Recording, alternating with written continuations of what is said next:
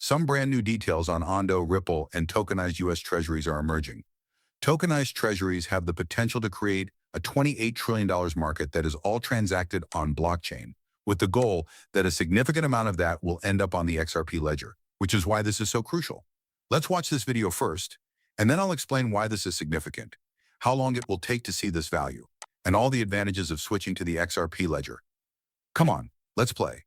Our goal for the next few years is for anyone with a stable currency to be able to purchase any U.S. stock, exchange-traded fund, or mutual fund they desire, around the clock, and with margin on their holdings across a variety of asset classes. In order for a global user base to have access to the financial products and services they desire, we sincerely hope to remove the obstacles that are now in place. You at Ondo Finance, I am Ian D.B. Ode, Chief Strategy Officer. A business called Ondo Finance makes traditional financial assets accessible to a worldwide audience by putting them on crypto rails. At Ondo Finance, we are mainly addressing one challenge. Hold on, did you notice that? Hold on a minute. Sui, you got Franklin Templeton? In the Krypton Airs and live streaming, we discuss Sui a lot. Aptos is here. This is Wellington Management. Here too, Jupiter Securitizes. There are numerous names that we have discussed extensively on this channel. Access to appropriate financial assets and services for a worldwide audience is the main problem that Ondo Finance is trying to solve. The financial environment of today is extremely fragmented. The assets that people desire are not available to them. Do you have a stable coin in mind? It was the first tool that truly provided a worldwide audience with simple access to the US dollar.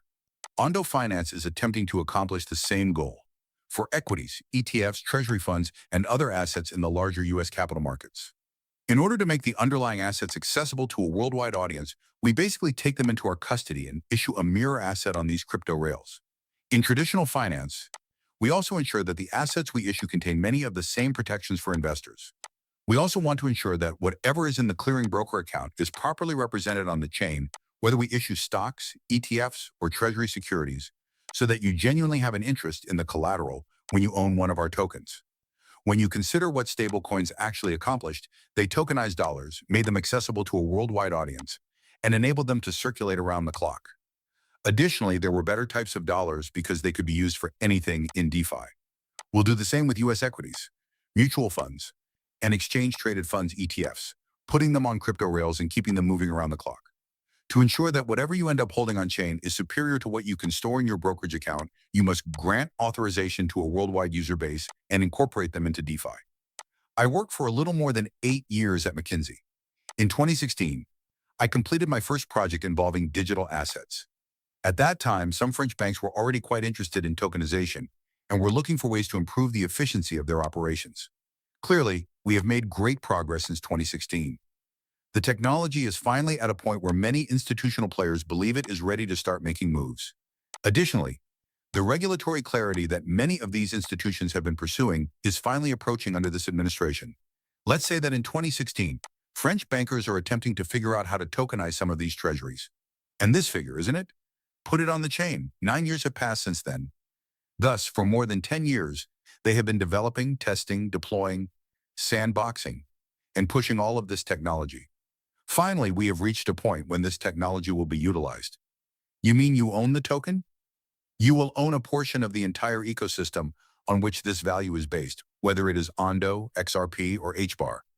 This is that important and significant, isn't it? I've seen people scoff and laugh at cryptocurrency, saying things like scam this or scam that. But in reality, they simply don't understand the technology. They will fall behind if they don't dedicate time each day to improving their knowledge and abilities. However, you will possess information that can create wealth for generations to come. With a few wise decisions over the ensuing years, everything will be finished except for the yelling.